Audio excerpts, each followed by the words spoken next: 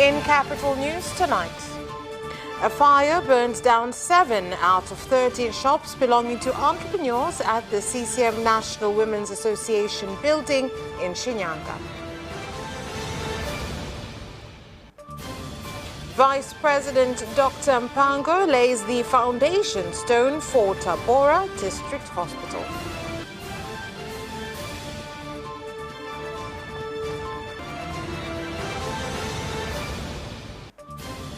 And in sports, Tanzania's representatives to participate in athletics and beach soccer in the African Beach Sports Championships.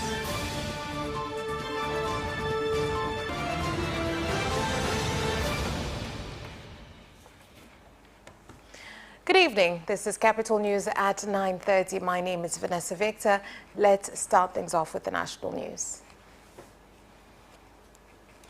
7 out of 13 shops in the building owned by CCM Party's National Women's Association in Kabala in Shinyanga region, as well as the Tanzania Revenue Authority building in Shinyanga, have burnt down following a fire that started at 2 a.m. last night, causing significant damage.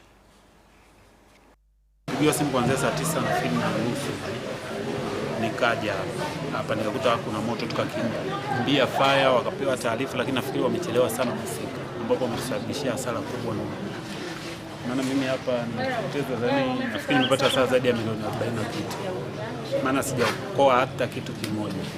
Nilivyoona moshi umetanda juu, ikabidi nishuke chini kuja kuangalia nini kinachoendelea. Nikakuta kuna moto ndio umeanza kuwaka juu ya jengo hapo. Haraka ilibidi nichukue bodaboda na kukimbia ofisi za fire pale kwa msaada zaidi. Mimi nimepigwa toka saa 10. Na hiyo kutoka ninapokaa kule Mwasele mpaka kufika huko hakuna usafiri. Na baada ya kupata taarifa nikapigia katibu wa chama mkoa. Tukaweza kuja wote kwa katibu wa chama. Tumekuta wanaendelea kuzima moto, fire tayari wamefika, wanaendelea kuzima moto. Siku ilikuwa ni mwingi. Walinzi walikuwepo, wamelala, lakini walinzi wametusaidia sana. Ya zamu imetoka usiku majira hayo kama dakika 3 baada ya tukio kuripotiwa, na wamefika eneo la tukio. Bahati mbaya ni kwamba wamekuta tukio tayari limeshakuwa kubwa, ambapo mpaka tukio la kwenda kukamilika tulifanikiwa kuokoa nyumba 6, kwa maana maduka 6 kati ya maduka 13 yaliyokuwepo katika eneo hilo. Kwa maduka 7 yameteketea. And the Vice President of Tanzania, Dr. Philip Mpango, has directed the Prevention and Combating of Corruption Bureau, the PCCB, in Tabora region to ensure that it quickly completes the necessary process to take to court the person found to be responsible for violating the procurement procedures for equipment to build the district hospital and causing delays in the hospital's completion. Kwanza, ofisi ya Rais TAMISEMI kwa kushirikiana na Wizara ya Elimu, Sayansi na Teknolojia pamoja na Wizara ya Utamaduni, Sanaa na Michezo, muhakikishe kila shule ya msingi na sekondari ina mwalimu wa michezo walau mmoja. Narudia tena, muhakikishe kila shule ya msingi na sekondari ina mwalimu wa michezo walau mmoja. Na hii itasaidia kuimarisha michezo shuleni, kuwezesha somo la michezo kufundishwa kitaalamu, lakini pia kuhakikisha linafundishwa bila kukosa. Mheshimiwa Makamu wa Rais, kutokana na umuhimu wa michezo hii shule, Ofisi ya Rais TAMISEMI imeandaa mwongozo wa uendeshaji wa michezo hii shuleni pamoja na miongozo itakayoongoza usimamizi wa mashindano haya ya UMITASHUMITA, UMISETA pamoja na mashindano ya FEASA. And the Agricultural Seed Agency, ASA, has said that they need 250,000 hectares of farms in order to produce 300,000 tons of various seed crops per year, a move that will help end the seed shortage in the country and produce surplus for sale outside the country. Bado mahitaji ya uzalishaji wa mbegu ni makubwa, lakini hata maeneo ya uzalishaji mbegu bado hayatoshi, japo ni initiative za Wizara ya Kilimo na sisi kwa ujumla kuhakikisha tunapata mashamba mengine kwa ajili ya uzalishaji mbegu. Mahitaji ili tuweze kupata tani hizo 300,000 lazima tuwe na almost zisipungue tani hekta 250,000. Kwanza serikali kwa mwaka wa fedha ambao tunaingia 23-24 tumetenga bilioni 10 kwa ajili ya kulipa fidia ili kupata maeneo. And the National Assembly of Tanzania has approved the Ministry of Culture, Arts and Sports budget for the 2023-2024 financial year, while also urging for more action to be taken to increase the ministry's budget so as to match global competition and expectations. Katika sekta ya utamaduni ina majukumu ya kuhifadhi na kuendeleza urithi wa utamaduni, lugha na maadili ya taifa, kuendeleza utambulisho wa taifa, kuhimiza na kukuza utaifa kwa vijana na wananchi kwa ujumla, kukuza lugha ya Kiswahili ambayo ni lugha ya taifa kupitia Baraza la Kiswahili la Taifa BAKITA, kufanya tafiti katika uga wa sekta ya utamaduni hususan lugha za kijamii. Bajeti wanayopewa leo ya milioni 35 haiwezi kujenga moja ya tatu ya ule uwanja wa Mkapa. Nimeangalia kwenye madodoso hapa, ule uwanja ni dola milioni 56, ni kama bilioni 133.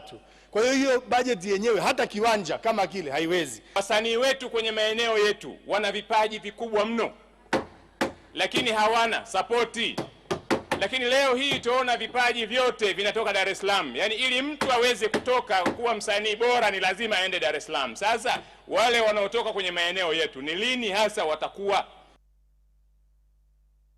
The Minister of Home Affairs, Engineer Hamad Masauni, after giving his views to the Criminal Justice Commission, has shared some of the areas that the ministry plans to make major improvements in so as to ensure that justice is served effectively through the defense and legal organs under the ministry.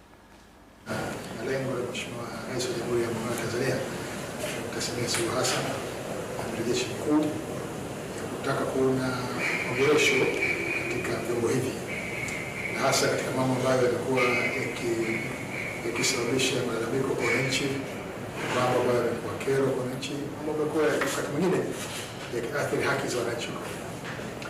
Kwa hiyo pendekezo yangu ambayo nimetoa ilikuwa yanalenga katika kuhakikisha kwamba tunakwenda kuleta mabadiliko ya kimfumo, mabadiliko ya kimuundo, mabadiliko ya kisheria, mabadiliko ya kiutaratibu, ya kikanuni, ya kuweza kuwa na vyombo vya jeshi la polisi na vyombo vya magereza ambavyo havitakuwa na changamoto ambazo zitakabili.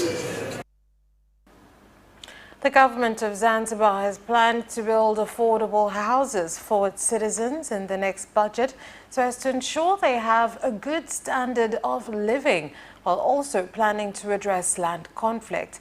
The stance was shared by the Minister of Lands and Human Settlement Development, Rahma Kasim Ali, when tabling the ministry's budget estimates. Nyumba za bei nafuu katika maeneo mbalimbali ya Unguja na Pemba, kuendelea na zoezi la kufanya uchambuzi wa maeneo ya Unguja na Pemba ili kupunguza migogoro ya ardhi na kudhibiti ujenzi holela nchini ikiwemo maeneo ya uwekezaji. Pia kuendelea na kuandaa mipango ya matumizi ya ardhi ya miji mbalimbali kwa Unguja na Pemba. Mheshimiwa Mwenyekiti, kwa mwaka wa fedha 22/23 Wizara ya Ardhi ya Maendeleo ya Makazi imepangiwa kutumia jumla ya shilingi bilioni 17.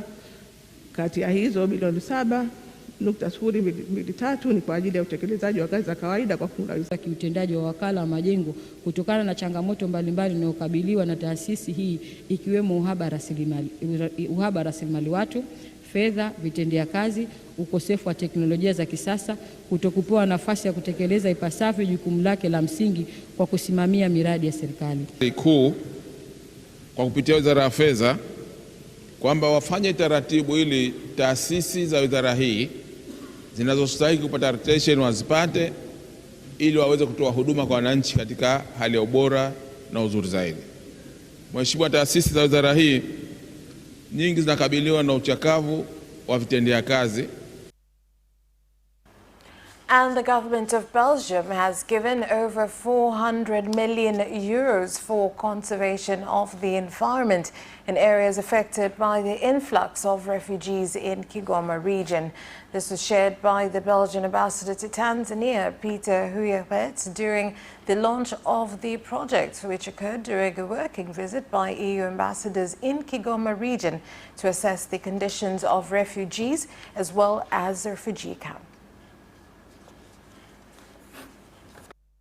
The impact of environmental degradation caused by the refugee camps, and had approached UNHCR, who in turn had approached the Belgian government.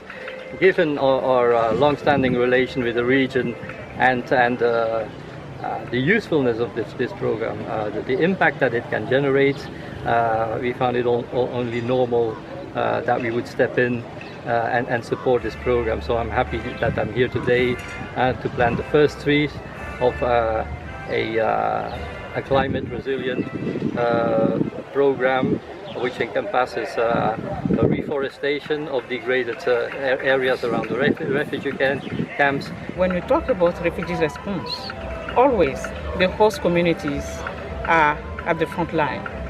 They are the ones that share the little they have with the refugees.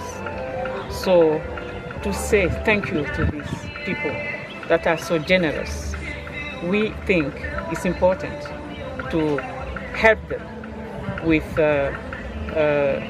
climate, energy and environment, because they are faced with a lot of challenges.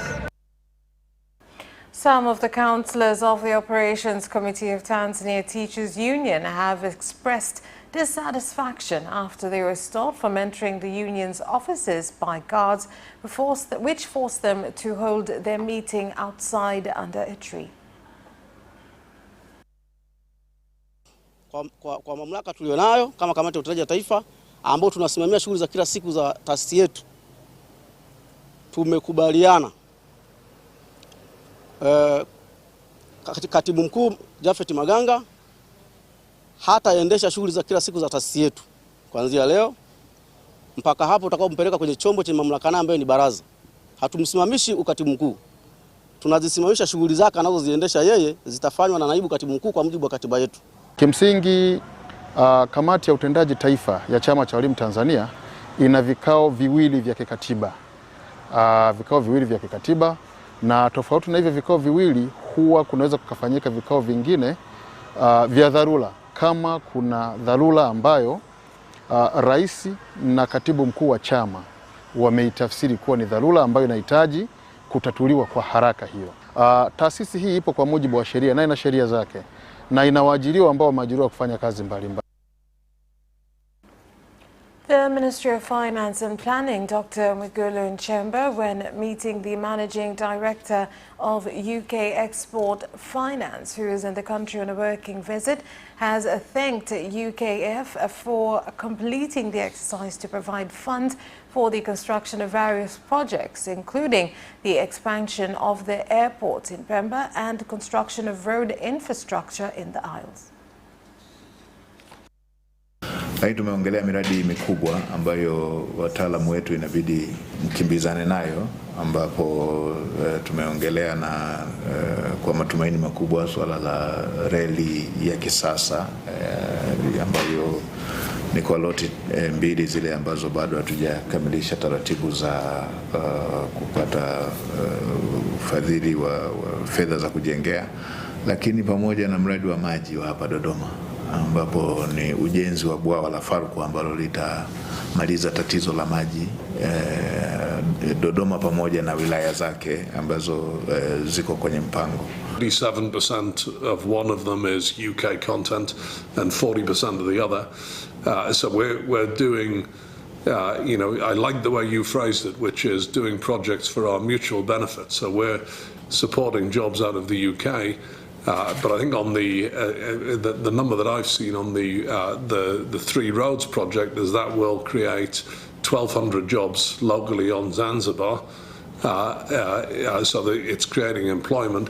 In addition to which, it's obviously providing, the social benefits of better access and, moving people and goods around, Zanzibar more effectively and more efficiently. So we see huge social benefit and employment benefit here in Tanzania, as well as in the UK.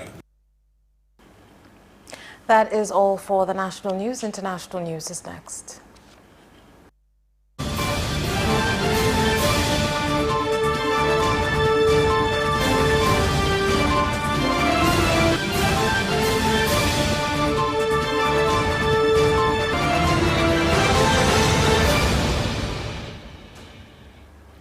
In international news,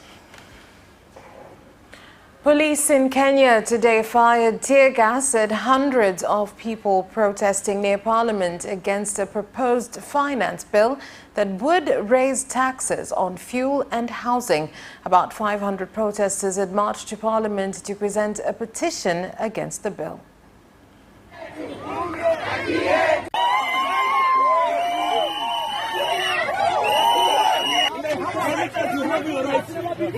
He's not done anything.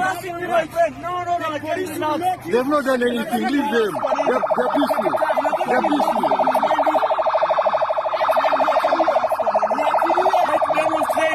Niko na right ya kufanya maandamano. Nikiamini katiba gani kipengele gani nasema hivyo? Niko na right ya kudemonstrate mimi kama Mkenya. Mimi kama Mkenya niko na haki ya kudemonstrate. I am a Kenyan citizen. I have a right to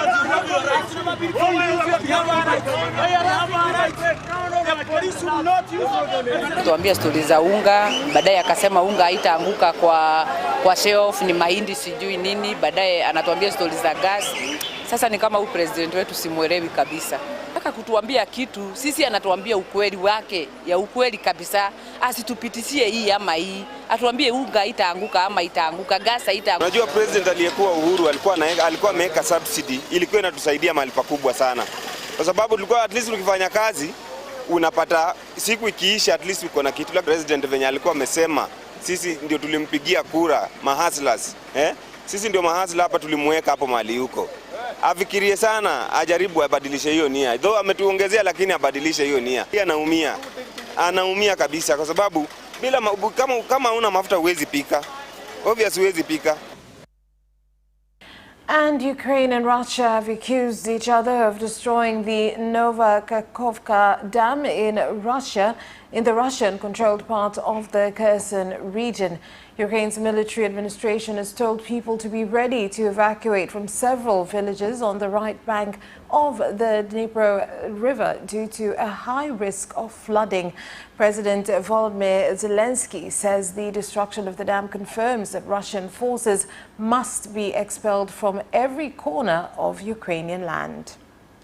And a humanitarian organization for displaced persons in Bukavu town in the Democratic Republic of Congo has called on the government to put in place procedures for construction of settlements as well as road infrastructure in Bukavu, Kivu North. The call comes a week after more than 500 houses were destroyed by a fire that caused more than 1,000 people to become homeless. Tumeomba kwa liwali watu wasianze kujenga haraka.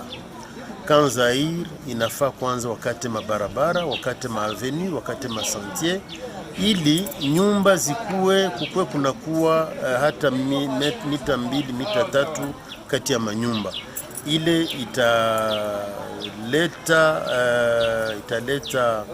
itaweza tuma nyumba wakati kunakuwa ajali ya moto zisilungule zilungula Kanzair. Zililungula vile na hatujue, hakuna mwenye alikuwa alishaivisha. Tulikimbia na njala, vyakula vililungulia mnyumba. Uwezo wote hakuna kitu. Sasa vile mimi nauzishaka avocado zililungulia mnyumba. Sina tena gisi ya kuishi. Ya kwanza ilipitikanaka ikalunguza 27 maisons. Ikacha kipande. Ya pili kapitikana kalunguza 250 maisons. Ya tatu kapitikana kalunguza 17 maisons. Ya ine sasa tuko hapo. Inalunguza sasa please ya 500 maisons. And Indian authorities have made appeals to families to help identify dozens of unclaimed bodies kept in hospitals and mortuaries days after 275 people were killed in the country's deadliest rail crash in at least 2 decades. The disaster struck on Friday when a passenger train hit a stationary freight train, jumped the tracks and hit another passenger train passing in the opposite direction near the district of Balasore in the eastern state of Odisha. The State Health Department says about 100 bodies are yet to be identified. And that is the end of the international news. Business News is next.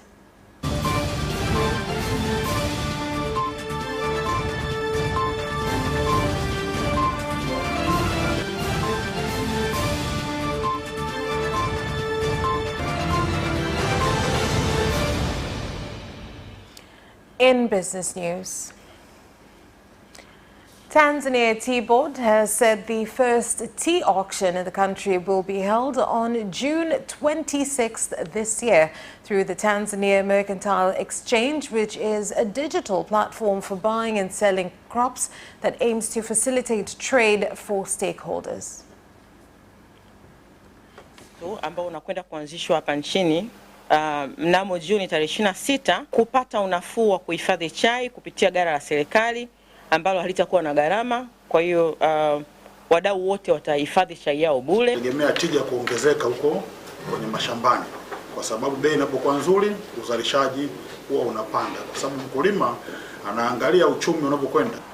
Tanzania Mufindi huko anakolima chai kwa mfano kuipeleka mpaka Mombasa Kenya, kontena moja la futi 40 ni shilingi milioni 8,660,000.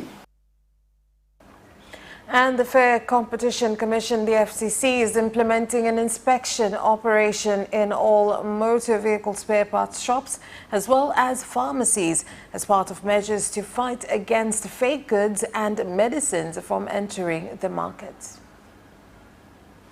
Na hapa tutalenga kwenda kutembelea maduka yanayouza vifaa vya umeme, wakala, tutakwenda kwenye vipuri vya magari na pikipiki, na tutakwenda kwenye pharmacies ambazo zina deal na madawa ya binadamu. Katika kipindi hiki cha wiki moja tutazunguka katika maeneo hayo ili kuwaelimisha ubaya, madhara ya bidhaa bandia, kwa nini tusiwe nazo na sababu zake. Tanzanian entrepreneurs have been called on to look for opportunities as well as to learn how to produce good quality home and office products from the ongoing Syrian trade fair in Dodoma City.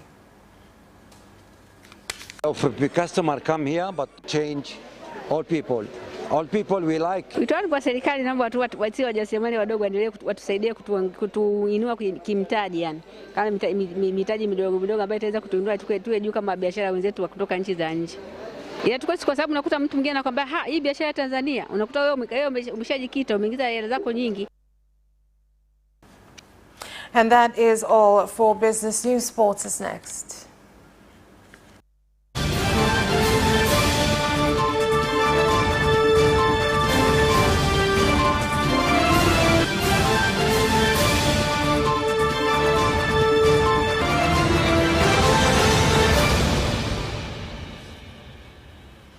In sports,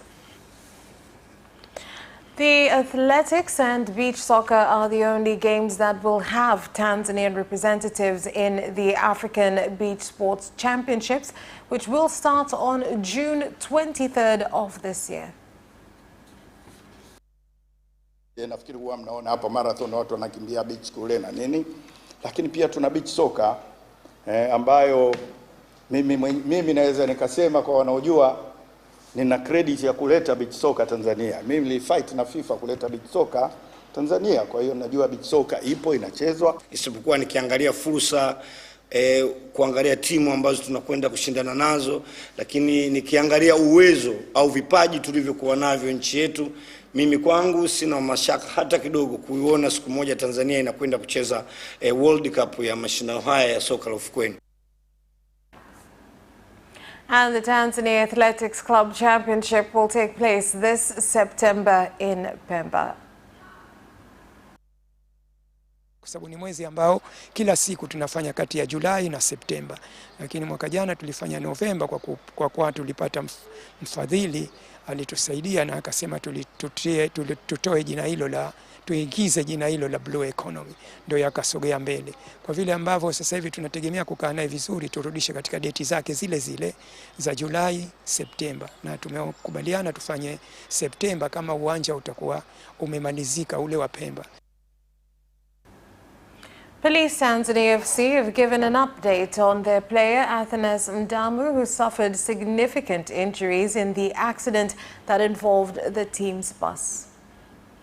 Bado ni mchezaji wa Police Tanzania, japokuwa kwamba mkataba wake uliisha, lakini kiubinadamu sisi kama klabu ya Police Tanzania tuliona hatuwezi kumtupa, bado anaendelea kujitibia, lakini kikubwa sisi tukamuongeza mkataba. Kwa hiyo anapokea mshahara kama wachezaji wengine. Kwa hiyo mshahara ule tunaamini japo inawezekana usitoshe, lakini utamsaidia katika mahitaji yake kidogo kama binadamu. And that sports item ends our news bulletin. On behalf of everyone who worked to bring you this bulletin, my name is Vanessa Victor. Thank you for watching. Have a good night.